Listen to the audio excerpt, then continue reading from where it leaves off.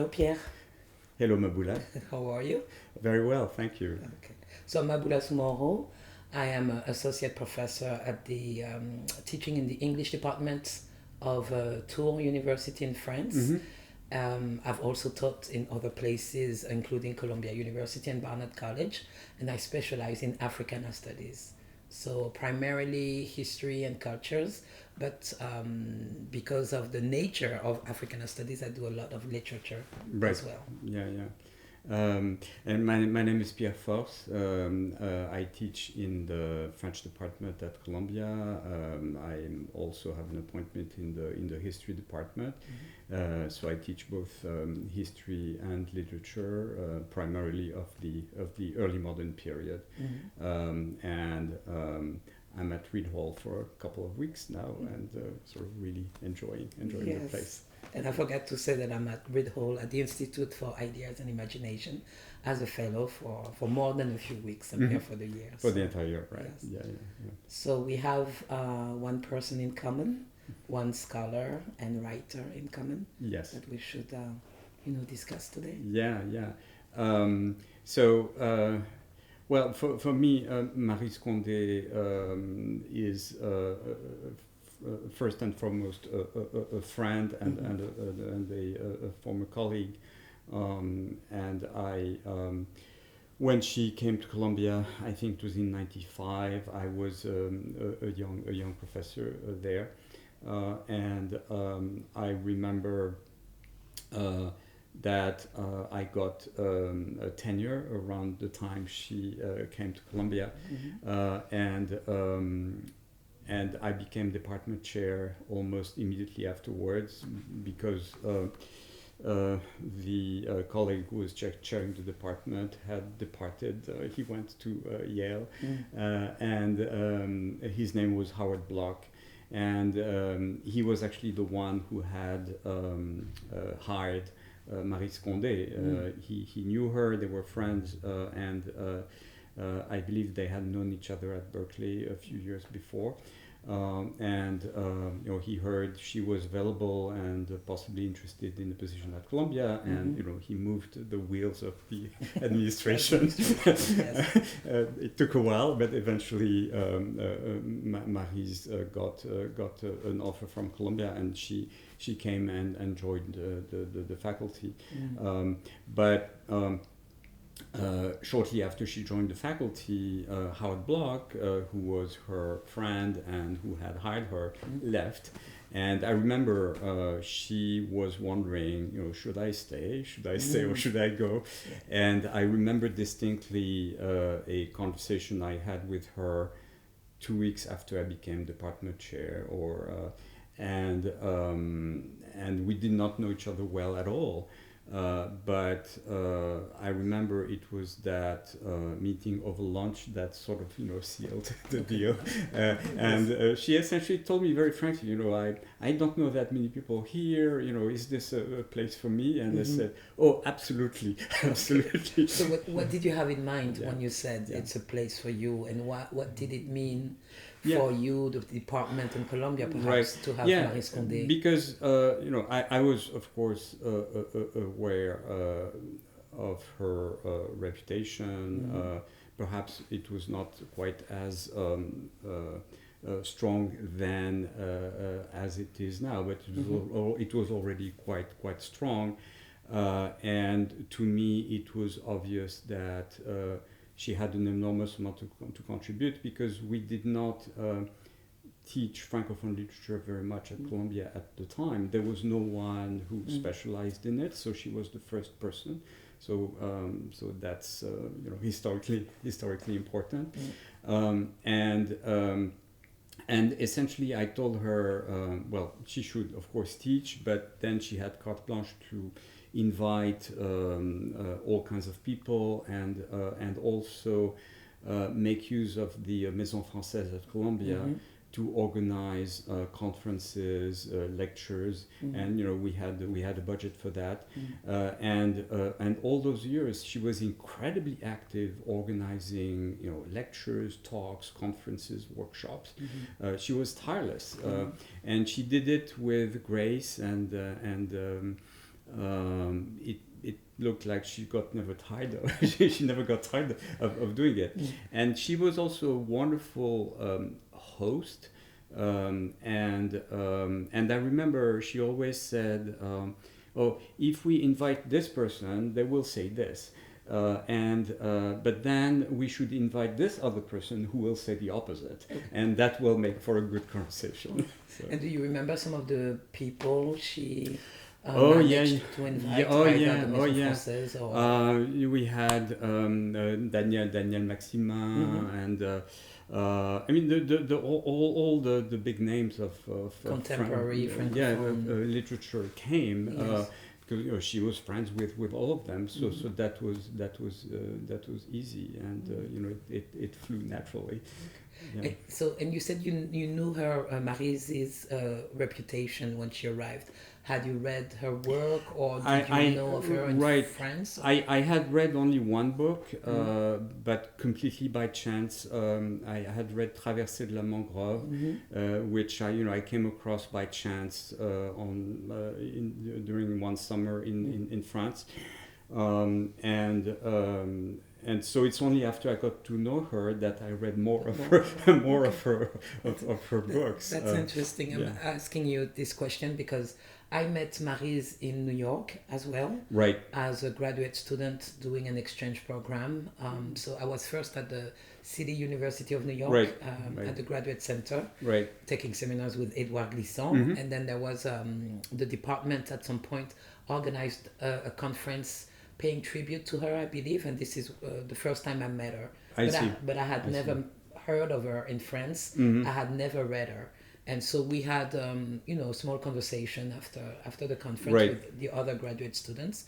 And because my name is Soumahoro, she said, "Where are you from?" And I said, "My family is from the Ivory Coast." And she said, "You need to read Segu." That's all she said. She said, "You need to read Segu." Which I didn't for, 2 or 3 years. But then I remained in New York, and then I took a class with her, a seminar at Columbia University. And that's when I read Segu. And I was so surprised that I had never read or heard of her before. If not, that year that I spent, the first year that I spent at the Graduate Center and also Hunter College, I read one of her books, but that was not a novel. I read La Civilisation du Bossal, which I have not read. Yes, which is a small essay, little essay that talks about the cultures, the culture built by enslaved Africans, taken from the African continent to the Americas. So it was a sort of a anthropology and reflection on, the traces of Africa in the Caribbean. So that's actually the first work that I read by her. And later on, I did follow her instruction and did read Segu and so many other books. But one thing that always struck me about her literary work is that each book is different. So Segu was a masterpiece, but if she had been sort of a writer looking for fame and commercial success, she might have written Segu number 5 or 6 or something. And no, she wrote in a different. Every new book was in a different vein. I mean, she tried magical realism, she tried autobiography, conte, and so on.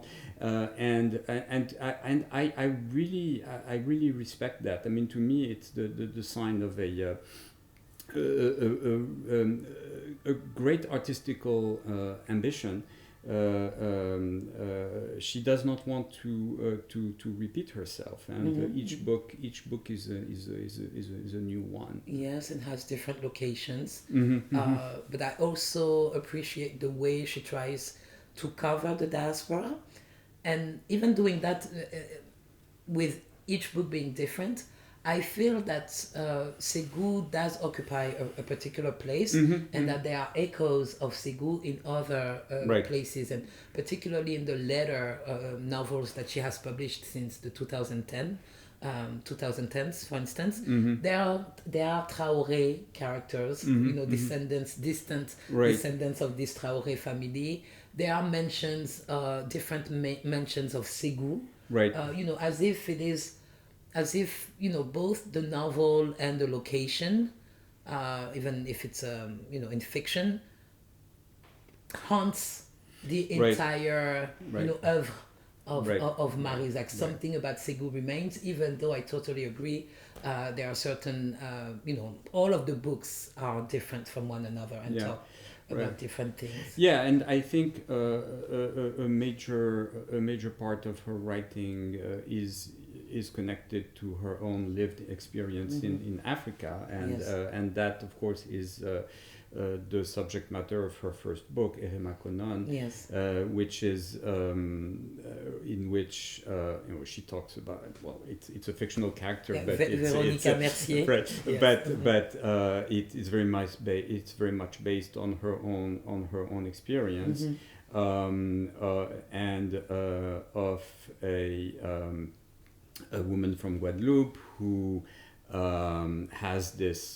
goes in with this very romantic notion of Africa, and then faces the reality of Guinea in the 60s, which is a lot harder,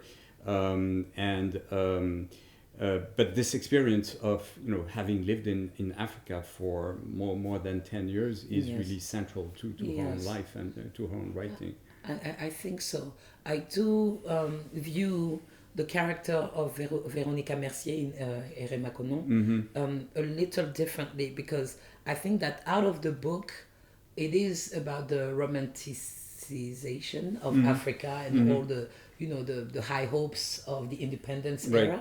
But Véronica herself is really cynical from the very beginning, and saying, I think it opens with Véronica arriving at the airport and being asked and questioned about the purpose of her trip, and she bluntly says, I'm not here for the landscape, I'm not here for the, I'm just here because I'm sort of I don't want to spoil anything, but I'm just lost, and I'm going to see what I'm going to find. So I think that it is a little from the get-go, a little different from let's say the dominant discourse of perhaps the diaspora, dreaming or fantasizing about returning home, returning to the African continent in this era of independence. But I think it is a very interesting, troubling, and bold book for first publication. This take from somebody from Guadeloupe on the African continent to say, I'm a woman, I come alone, I don't support the regime, I see all the nonsense going on, this is not working, this is not going to work. I think that it was a very brave move for her to position herself in that manner in that very first book. Yeah, and generally you can that first book also can be seen as giving the key for everything else everything that comes later, in the sense that there's definitely a quest for identity, of course, and a quest for identity that tries out this or that identity, but ultimate but I always found it interesting that Maryse Condé was never all that interested in the whole polemic of créolité versus africanité, and in the sense she doesn't say they are the wrong questions or anything like that, but she never was too keen on making definitive pronouncements on this, because ultimately it seems to me that the type of identity she's after is really about her own, and it's really a quest for individuation. So it speaks to all these facets of collective identity, but ultimately it's about being one person. Being one person and individual, and that's why she has so many strong characters and so many strong women characters. And I think you're right that she tries to find a balance between the awareness of history and even contemporary times, and this global identities, and how one individual can manage or cannot manage to fit within that great ensemble. Yeah. And I think that's what that's what she's good at, excellent at meaning, reflecting on the collective, but still not forsaking the individual. Not forsaking the individual. The individual needs to find a space where they belong in whatever way. So that makes things perhaps uneasy, perhaps unsettling for people, but I think that's what she writes about. Yeah, and to me, I've always found in sort of private conversations between friends, I mean, she's fiercely independent and non-conformist. Non-conformist for sure. That's one thing that I love about her. Even though sometimes she will say things that are completely surprising. Yes. But that's well. She loves to start debates and controversies and.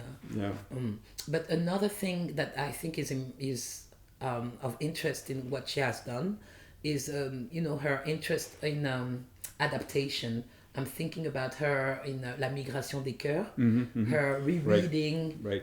Adapting, translating, transplanting, or even interpreting Wuthering Heights. Right? That great British classic. Yes. And this is one of my favorite of her novels.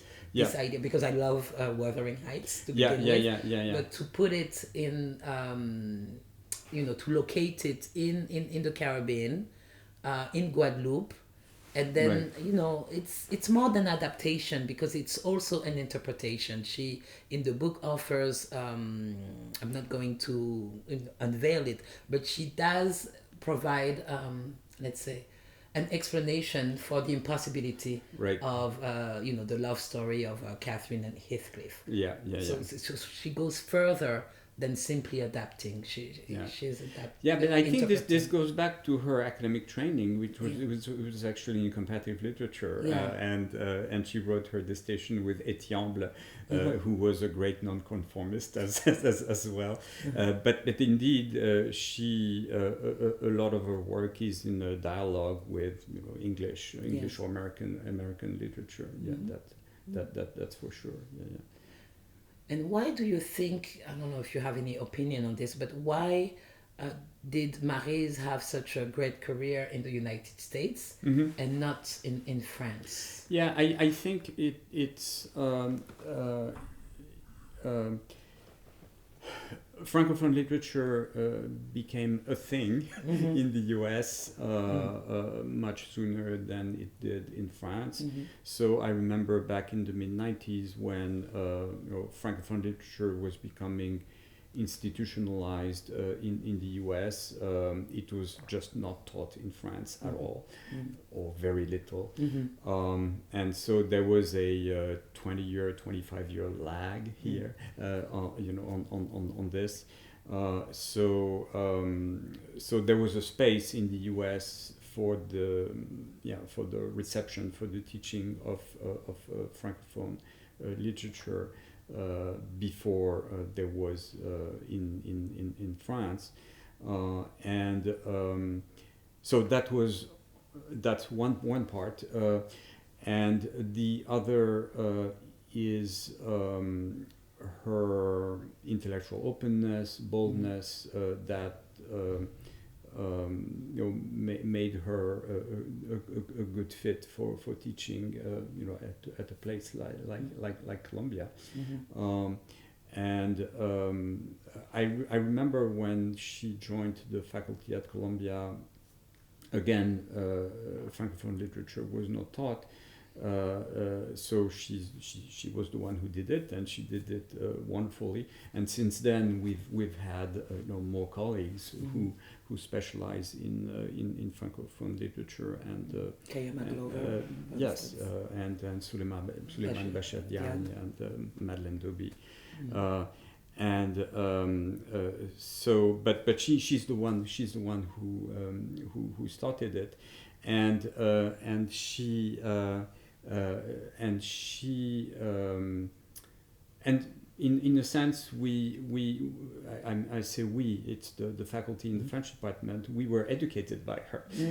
And it was wonderful being educated by Maryse Condé. I was going to ask, how did that education well, go I'll give you just one example. I mean, I think it was in 98, she said, we should have she wanted to do one big conference on representations of slavery and the slave trade in the 19th century. And we had a faculty meeting, and so we had a budget for it. Initially we said we are going to do it at the Maison Française at Columbia. And then I can't remember who said it, but so why don't we do it in Guadeloupe? And everybody thought, which would make sense. Yes. And so the entire department and the guests and the speakers, traveled to Guadeloupe, and so we spent an entire week there, and we had the conference over there. So that sort of thing would have never happened if Maryse Condé had not been a member of the faculty. That was back in 98? 98, yeah, yes, okay. yes. And so how did the rest of the faculty feel about this new move and this relocation? Everybody was very supportive and thought it was a wonderful idea. And so and the colloquium was well received over there. We were in the newspaper then. Yes. Okay.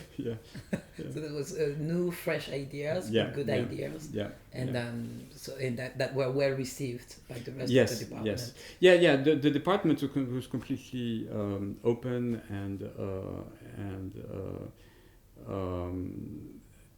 it was transformational. Yeah. And what about our relationship, Maryse's relationship to our students? Because I'm part of her former student. Well, she seems to be interested in really developing long-lasting. Yes, and she developed long-lasting relationships with her students. Kayama Glover is a wonderful example, of course. Many of her students went on to great careers. But even if they didn't, I mean, they were really nourished by this relationship. She was very generous with her time, her advice, her attention. She was an amazing mentor. And she was also, she's also a scholar. Beyond, the novels, plays, or children's books. There's also some literary critique that she has, critique or criticism. That she has produced. When it comes to Caribbean literature, Francophone African literature. Women, the role of women, and that's also a contribution that oftentimes remains not left aside, but for the people who don't know, who are not scholars, they might know of Maryse Condé as a writer and not know of her as a scholar. Yeah, and then she's both, and she and both aspects were in play when she was teaching in the French department at Columbia. And I should add just one anecdote, which is that being her colleague was wonderful in so many ways. And there's one very special way is that she was a very generous host, and so she would have dinner parties for colleagues and friends, and she cooked beautifully. And I think she wrote somewhere something to the effect that I'm not completely sure that I'm a great writer, but I know absolutely for certain that I'm a great cook. and I can testify that she is. She's both. Yes. A great cook and a great writer. Yes, and she has written about her grandmother and among her autobiographies or stories inspired by her whole our own ancestry, right? About Yes, cooking, you know, communicating with dishes. That's right. That's right. With cooking. Yeah. Do you have any favorites work? I'm going to say work because we just mentioned the multiple dimensions of Maryse Condé. Do you have any particular I mean, work I think the one I prefer is her latest. I mean, her autobiography, which was really... La vie sans phare? Yeah. I think it's an amazing text. And also because to me it was there were details about her life that she never talked about, that she revealed in her book, and I said to myself, wow. I think that's the book. I if I had to choose one, that's the one I would. Yeah, that's interesting. Because La vie sans phare I find interesting and also revealing of so many things that she had not mentioned. But as a writer, I mean, approaching Maryse as a writer, and due to the fact that she has published multiple, autobiographies, right. I'm always interested in Maryse as a, sort of a trickster in storytelling, but in her own storytelling too. Right. So you learn things, but then it makes you go back to other things that you mentioned, and I find her to be the ultimate writer in that sense, because it's really, I don't know if it's about reality and truth, but it's definitely around writing and storytelling, and she has said and published so many stories about herself that I find her very gifted in what she says, and there's always something new, and there are always twists, there are always and La vie sans phare, it keeps you, I mean, it makes you wonder if there's going to be another autobiography. There might be. Yeah, there might be. We can, even though Maryse always says that it's her last book, we don't know. You never know. Yeah, you never know. Okay. I have a little inclination for Segu, because it was such a shock for me to read and to discover that novel and to discover the this extensive writing, so well researched. It's a history book. Where literature is used and is also literature comes to the rescue of the impossibilities of the historical narratives. Right. And because this is my culture and the Bambara people, it was my first time reading in a book about the culture I was from, so that remains an important... And it's dedicated to mon ancêtre Bambara. So I have a special relationship to Segu, but I love, in all of Maryse's, novels that I've read, I like the way she tries to, ride the movement of the diaspora. There's so much energy, there are so many locations, there's so much life, and scattering, and that this is what I like in her writing. You go from one place to the other, and the characters, they move, they're always in motion. And the quantity of work that went into writing Segu is just incredible. It's unbelievable. I don't know how it's like a two dissertation thesis. I don't know how she did it, but I love the way, again, to me it's an interpretation of that particular history through literature, as if we were to mention somebody such as Saidiya Hartman, and critical fabulation, it's as if based on the archives that she had access to and the of obvious interviews or meetings with famous scholars of the African continent and the diaspora, it's as if she instrumentalized literature to produce that narrative about the history of this, dispersal of people of African descent within the continent and outside of the continent, but at the the family level, at the individual level, at the emotional level. The history can be just a record of different things and occurrences, but what it has meant for people is, I think, the feat. The thread. What it has meant for people, for the fathers and mothers and brothers and sisters and the women I mean, she's the women characters are. But so about intricate. the quantity of work she has produced. So I remember asking her once, taking into account the fact that she was always available to advise students, to teach. I asked her, How do you do it? how do you do it? When do you write? Yes. And she told me, I write all the time. Oh. So. And she continues to. I mean, she dictates now her work, but it's you're right to insist on the impressive amount of work that she has produced. This is great, but this is also a little how can I say? I don't want to say scary, but it's it makes you realize or see what people have produced or are able to produce, human beings like you, but. We're not the same. I mean, I'm not the same human being.